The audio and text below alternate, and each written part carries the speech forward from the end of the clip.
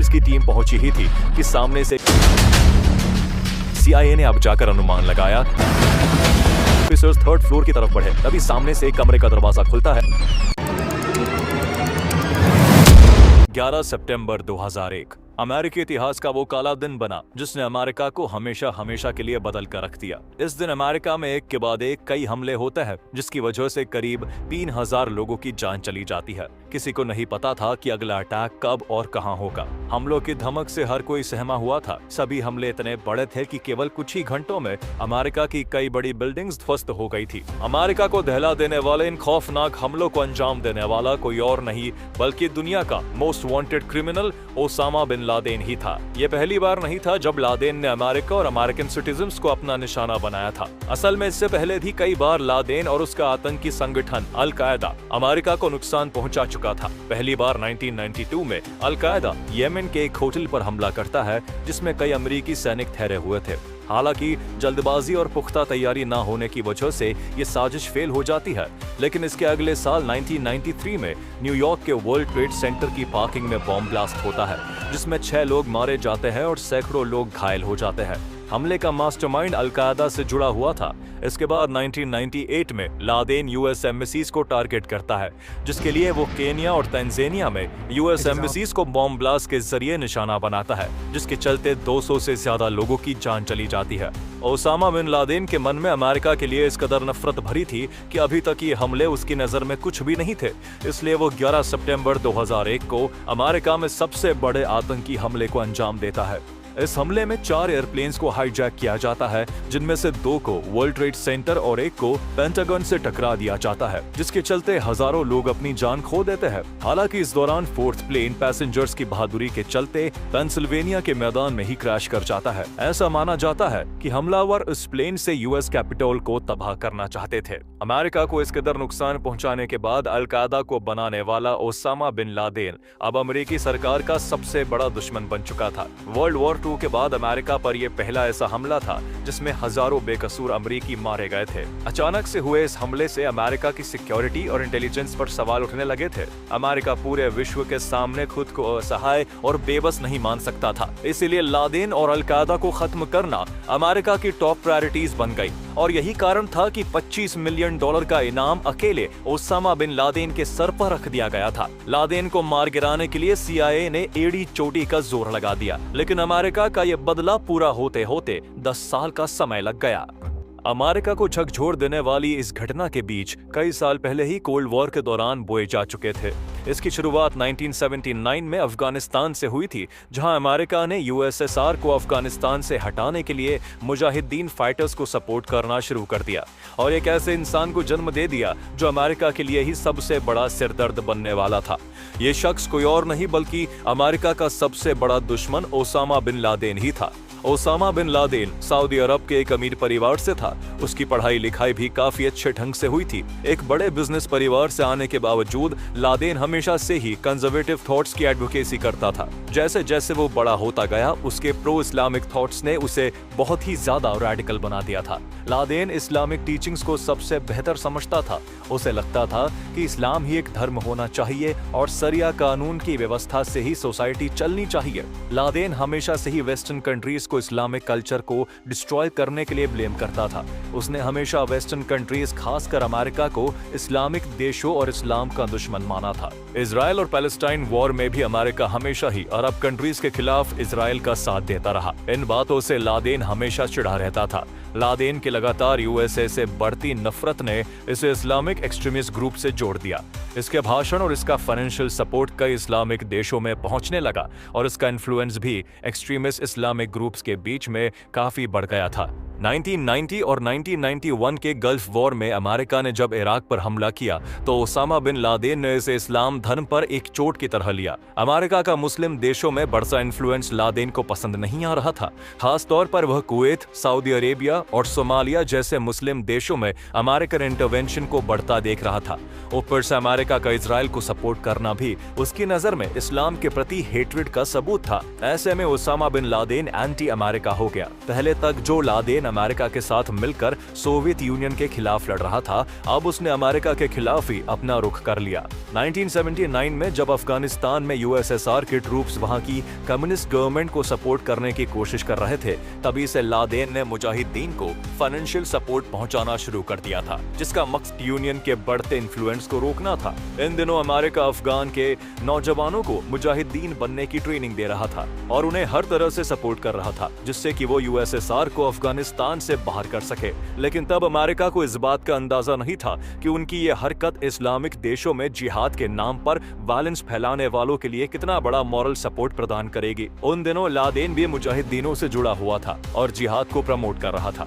हालांकि अब तक यूएसए को यही लग रहा था कि उनके सपोर्ट से बना ये एक्सट्रीमिस्ट ग्रुप सिर्फ यूएसएसआर के खिलाफ है, लेकिन लादेन ने पूरे विश्व में जिहाद और इस्लाम को फैलाने की कसम खा रखी थी। ऐसे में अमेरिका कब तक इस नफरत की आग से दूर रह पाता? अमेरिका का हर मूव लादेन को सताने लगा था, जिसके बाद अगस्त 1996 में लादेन ने अमेरिका के खिलाफ एक फतवा जारी करके जिहाद की घोषणा कर दी थी। फरवरी 1998 में लादेन ने दूसरा फतवा जारी करते हुए कहा था कि दुनिया में अमेरिकन जहां भी दिखे वहां उन्हें मार देना चाहिए। सिर्फ सैनिकों और लीडर्स को ही नहीं, बल्कि उसका ये फतवा अमेरिका के हर नागरिक के लिए था। 2001 के हमले के बाद लादेन ने letter to the American people लिखा, तो उसमें उसने कहा था कि अमेरिकन गवर्नमेंट हमेशा से ही इस्लाम के अगेंस्ट रही है और पूरे विश्व में जहां भी एंटी इस्लामिक काम होता है वो उन्हें सपोर्ट करती है, इसीलिए उसे सजा देना काफी जरूरी है। इस लेटर में लादेन ने साफ साफ लिखा कि कैसे अमेरिका ने सोमालिया में मुस्लिमों को मारा और साथ ही चेचनिया में भी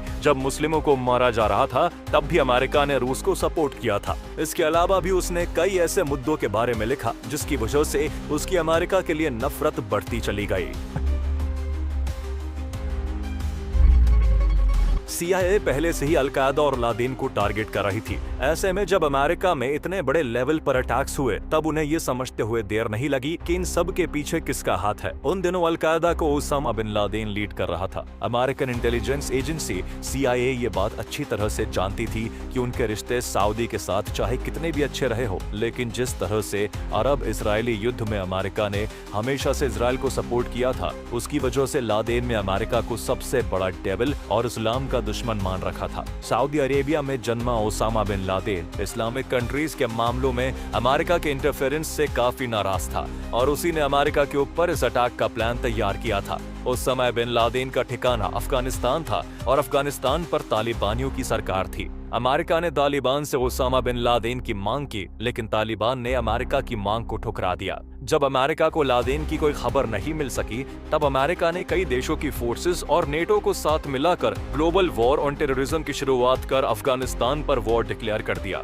अफगानिस्तान पर कई सारे इकोनॉमिक सैंक्शंस लगाकर बमबारी शुरू कर दी गई। इसके बाद बिन लादेन को पकड़ने के लिए भी अमेरिकन सोल्जर्स ने अफगानिस्तान में सर्च ऑपरेशन शुरू कर दिए, लेकिन कई ऑपरेशंस के बावजूद लादेन की कोई खबर नहीं मिली। ओसामा बिन लादेन 1998 के बाद से ही कोई फोन नहीं यूज करता था।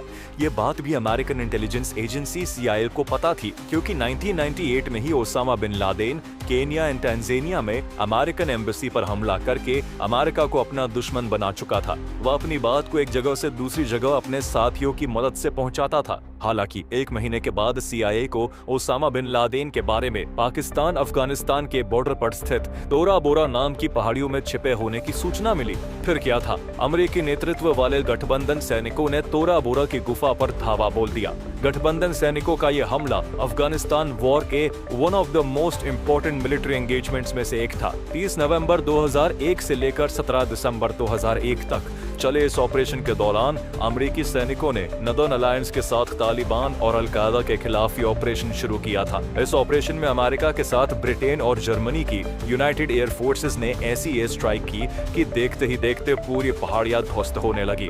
1 महीने 17 दिन तक चले इस ऑपरेशन में ओसामा बिन लादेन को डिफेंस करने वाले 200 से ज्यादा आतंकी मारे गए थे। लेकिन इतने तेज और शातिर ऑपरेशन के बाद भी अमेरिका के हाथ में निराशा ही लगी। दरअसल इस पूरे ऑपरेशन के दौरान लादेन हर अटैक से बचता हुआ अफगानिस्तान के बॉर्डर के रास्ते पाकिस्तान में एंटर कर गया था। भले ही इस ऑपरेशन से ओसामा बिन लादेन नहीं मिला, लेकिन कुछ ऐसे लोग जरूर हाथ लग गए थे जिनका कभी न कभी लादेन से संपर्क रहा था। CIA इन सारे लिंक से बिन लादेन को सर्च करने की कोशिश करती रही, लेकिन सालों बीत गए और हर बार फेलियर ही हाथ आता रहा। कई सालों तक ओसामा बिन लादेन के लिए सर्च ऑपरेशंस यूं ही चलते रहे, लेकिन इस मामले में कोई भी सिग्निफिकेंट मोड़ 2009 तक नहीं आया। इसी साल अमेरिका में इलेक्शंस हुए और अमेरिका को एक नया प्रेसिडेंट मिला। Hello, Chicago!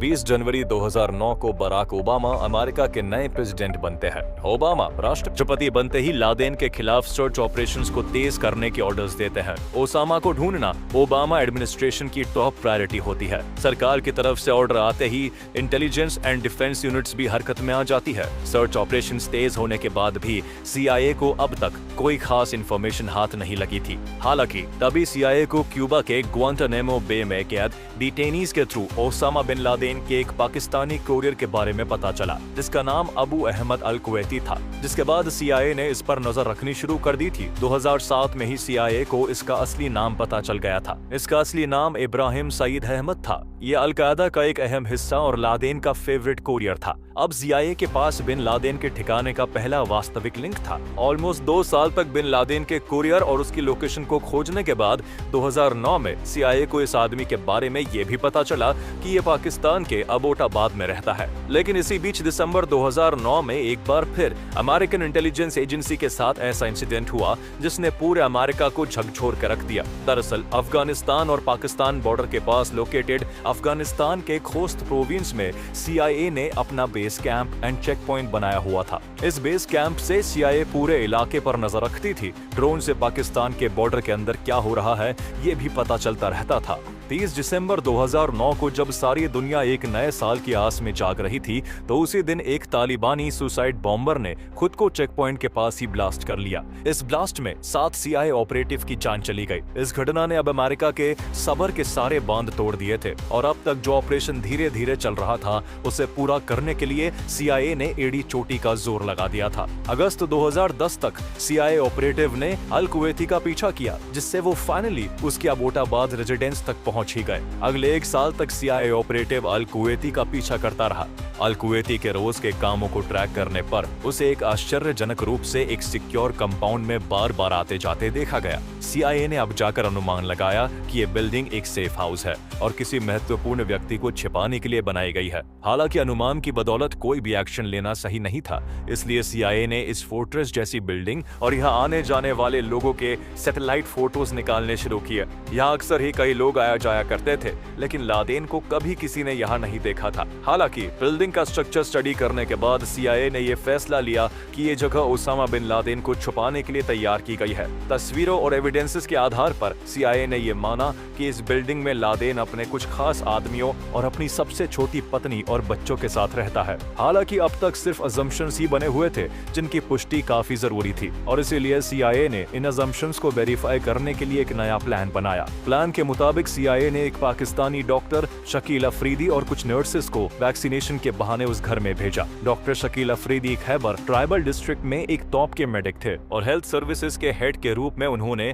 कई US फंडेड वैक्सीनेशन प्रोग्राम की देखरेख भी की थी, जिस कारण जब CIA ने उन्हें बिल्डिंग में घुसने का टास्क दिया तो उन्होंने वैक्सीनेशन प्रोग्राम का बहाना बनाकर अबोटाबाद के गैरिसन टाउन में एक गवर्नमेंट एम्प्लॉय के रूप में एंटर किया, जहां पाकिस्तानी मिलिट्री की नाक के नीचे ओसामा बिन लादेन छिप कर रह रहा था। अब CIA के प्लान के हिसाब से वैक्सीनेशन के बहाने कुछ नर्सेज अबोटाबाद कंपाउंड में जाकर वहां रह रहे बच्चों का ब्लड सैंपल लेती, जिससे उन ब्लड सैंपल की मदद से DNA टेस्ट करके यह पता लगाया जा सकता है कि बिल्डिंग में रह रहे बच्चों या लोगों का बिन लादेन से कोई रिलेशन है या नहीं। इस फेक वैक्सीनेशन प्रोग्राम के बाद डॉक्टर शकील CIA की कितनी मदद कर पाए ये तो किसी को नहीं पता चला, लेकिन बिन लादेन के मरने के 20 दिन बाद 23 मई 2011 को डॉक्टर शकील को पाकिस्तानी इंटेलिजेंस एजेंसी ISI ने कस्टडी में ले लिया। इसके बाद CIA को हेल्प करने के आरोप में उन्हें 33 साल की सजा दे दी गई। सितंबर सितंबर 11 का अटैक हुए 9 साल हो चुके थे और अभी भी American intelligence agency Osama bin Laden की तलाश में जुटी थी। लेकिन फिर एक दिन CIA के डायरेक्टर लियोन पैनेटा और उनके साथी ने प्रेसिडेंट बराक ओबामा से मुलाकात करके उन्हें इस बात की जानकारी दी कि उन्हें ओसामा बिन लादेन के बारे में शुरुआती इंफॉर्मेशन मिली है। दरअसल CIA ने अबोटाबाद की उस बड़ी फोर्ट्रेस बिल्डिंग में अपनी निगरानी के दौरान कभी-कभी एक आदमी को तेज आवाज के साथ बाहर आते जाते देखा था, जिसे CIA ऑफिसर्स ने द पेसर का नाम दिया था। इस घर में कोई फोन या लैंडलाइन की सुविधा नहीं थी, यहाँ तक कि आसपास के सभी घरों में कूड़ा उठाने वाले लोग कूड़ा लेकर जाया करते थे, लेकिन इस घर का कूड़ा अंदर ही जलाया जाता था। CIA ने अंदाजा लगा लिया था कि द पेसर ही ओसामा बिन लादेन है। इसके बाद इस एरिया का 3 डायमेंशनल स्ट्रक्चर बनाकर इस मकान पर अटैक के बारे में प्रेसिडेंट बराक ओबामा को जानकारी दी गई। प्लान बनाया गया कि अमेरिका अपने इस ऑपरेशन की जानकारी पाकिस्तान को नहीं देगा, लेकिन हिलरी क्लिंटन का मानना था कि अगर ऐसा किया गया तो अमेरिका और पाकिस्तान के रिलेशंस खराब हो सकते हैं। जिसके बाद बात को खत्म करते हुए डिसीजन लिया गया कि अगर ऑपरेशन के बीच पाकिस्तान को इस ऑपरेशन के बारे में खबर लग जाती है तो अमेरिकन एम्बेसडर तुरंत पाकिस्तानी गवर्नमेंट से बात कर लेंगे और मामले को संभाल लेंगे। इस ऑपरेशन का टारगेट ओसामा बिन लादेन और उस बिल्डिंग में रहने वाले लोगों को कैप्चर करने का था। CIA ऑफिसर्स का प्लान था कि अगर ओसामा और उसके साथी सरेंडर कर देंगे तो उन्हें जिंदा ही पकड़ लिया जाएगा। प्लान अप्रूव होने के बाद अब US की नेवी सील पाकिस्तान के अबोटाबाद में रेड डालने के लिए तैयार थी। सालों से ओसामा की तलाश में लगे CIA को अब अपने प्लान को एग्जीक्यूट करने का समय आ गया था। ये दिन था 29 अप्रैल 2011 का। ऑपरेशन को अंजाम देने के लिए पूरी टीम अब तैयार थी। ऑपरेशन शुरू करने से पहले अमेरिकन नेवी की सील टीम 6 ने 6 बार मॉक ड्रिल करके हर तरह के पोटेंशियल थ्रेट्स को काउंटर किया, जिससे किसी भी कीमत पर लादेन हाथ से ना निकलने पाए। 1 मई 2011 को प्रेसिडेंट बराक ओबामा ने इस ऑपरेशन को अच्छी तरह से रिव्यू किया और इस प्लान को अप्रूव कर दिया। इस ऑपरेशन के लिए 2 ब्लैक हॉक UH-60 हेलीकॉप्टर तैयार किए गए और इस ऑपरेशन में सील टीम 6 के 23 बेस्ट कमांडोज, एक ट्रांसलेटर जो पाकिस्तानी लैंग्वेज जानता था और एक मिलिट्री डॉग कायरो को शामिल किया गया। 1 मई 2011 की रात को 10:30 पर US एयरफोर्स के दोनों ब्लैक हॉक हेलीकॉप्टर्स अफगानिस्तान के जलालाबाद फॉरवर्ड ऑपरेटिंग बेस से पाकिस्तान के अबोटाबाद के लिए उड़ान भरते हैं। प्रेसिडेंट बराक ओबामा इस ऑपरेशन को CIA डायरेक्टर लियोन पैनेटा के साथ लाइव देख रहे थे। रात के लगभग 12:30 बज रहे थे। इस वक्त तक अबोटाबाद का पूरा एरिया सुनसान हो चुका था और इलाके में बिजली भी नहीं थी। काली रात में पूरा शहर गहरी नींद में सो रहा था। ऑपरेशन को अंजाम तक पहुंचाने के लिए नेवी सील की टीम अबोटाबाद पहुंच चुकी थी। सील्स के सोल्जर्स 3 मंजिले बिल्डिंग के अंदर एंटर कर रहे थे। ग्राउंड फ्लोर पूरी तरह से खाली था। सील के सोल्जर्स बिल्डिंग के फर्स्ट फ्लोर पर पहुंचते हैं, तभी उन्हें फर्स्ट फ्लोर पर किसी की आहट सुनाई देती है। पोजीशन लेकर सोल्जर दरवाजे तक पहुंच भी नहीं पाते कि इतने में दूसरी तरफ से तेजी के साथ फायरिंग होने लगती है। अपने आप को बचाते हुए सील्स की टीम ने ग्रेनेड से पूरे दरवाजे को उड़ा दिया। देखते ही देखते सील सोल्जर्स दरवाजे के अंदर घुस चुके थे। जब तक सामने वाले को मौका मिलता, सोल्जर्स अपना काम पूरा कर चुके थे। दरअसल इस पहली झड़प में ओसामा बिन लादेन का कुरियर अबरार और उसकी वाइफ बुशरा मारी गई थी। इसी फर्स्ट फ्लोर के दूसरे कमरे में ओसामा बिन लादेन का दूसरा कुरियर अबू अहमद अल कुवैती सो रहा था और सील्स को देखकर जब तक अबू अहमद अपनी गन हाथ में लेता, तब तक सोल्जर्स ने उसे भी मार गिराया। उस घर में बिन लादेन दूसरी और तीसरी मंजिल पर रहता था। सील्स की टीम को ये भी इंस्ट्रक्शंस मिले थे कि ओसामा बिन लादेन के साथ उसकी बीवी और बच्चे भी रहते हैं। सील्स ऑफिसर का बीवी और बच्चों को नुकसान पहुंचाने का कोई इरादा नहीं था। अब इतने में सेकंड फ्लोर पर सील्स की टीम पहुंची ही थी कि सामने से एक नौजवान लड़का हाथ में बंदूक लेकर खड़ा हो गया, लेकिन जब तक लड़का वार करता तब तक सील्स की टीम ने उसे भी मार गिराया। ये ओसामा बिन लादेन का बेटा खालिद था। कमरों में कुछ और लोग भी थे जिन्हें सील्स की टीम ने अपनी हिरासत में ले लिया था। इसके बाद ऑफिसर्स थर्ड फ्लोर की तरफ बढ़े, तभी सामने से एक कमरे का दरवाजा खुलता है, जिसके बाद ओसामा बिन लादेन और सील्स के सोल्जर्स आमने सामने थे। लेकिन तभी एक औरत ओसामा बिन लादेन के सामने खड़ी हो जाती है। सील्स के ऑफिसर्स किसी भी कीमत पर लादेन को छोड़ नहीं सकते थे, इसलिए उन्होंने इस औरत के पैर पर गोली मार दी। गोली लगने के कारण औरत जमीन पर गिर गई, जिसके बाद सील के ऑफिसर्स ने 3 गोलियां ओसामा बिन लादेन के सीने में उतार दी। इसके साथ ही लादेन जमीन पर गिर के ढेर हो गया। इस ऑपरेशन को लाइव देख रहे अमेरिकन प्रेसिडेंट बराक ओबामा और CIA डायरेक्टर को करीब 20 मिनट तक स्क्रीन पर कुछ नहीं दिख रहा था। स्क्रीन केवल ब्लैक नजर आ रही थी, जिस कारण कमरे में बराक ओबामा के साथ बैठे अधिकारियों की बेचैनी बढ़ती जा रही थी। 40 मिनट चले इस ऑपरेशन के बाद सुबह 1 बजे स्क्रीन पर CIA director Leon Panetta president से कहते हैं कि enemy killed in action. Finally operation का मेन मकसद पूरा हुआ और इस ऑपरेशन में ओसामा बिन लादेन के अलावा 4 और लोग मारे गए। ओसामा बिन लादेन का बेटा खालिद, कोरियर अबू अहमद अल कुवैती, अबू का भाई अब्रार और अब्रार की वाइफ बुशरा। ओसामा की मौत की खबर सुनने के साथ ही बराक ओबामा से लेकर रूम में बैठे सभी अधिकारियों में खुशी की लहर दौड़ उठी। लेकिन अभी खुशी के इजहार का वक्त नहीं था। अब इंतजार था अमेरिकन फोर्सेस का पाकिस्तान से वापस लौटने का। लेकिन कुछ समय बाद बिना किसी नुकसान के सील के सभी मेंबर सही सलामत अपने बेस पहुंच गए, वो भी ओसामा की डेड बॉडी के साथ। इस ऑपरेशन के दौरान अमेरिका ने पाकिस्तान से किसी भी प्रकार का कम्युनिकेशन नहीं किया था।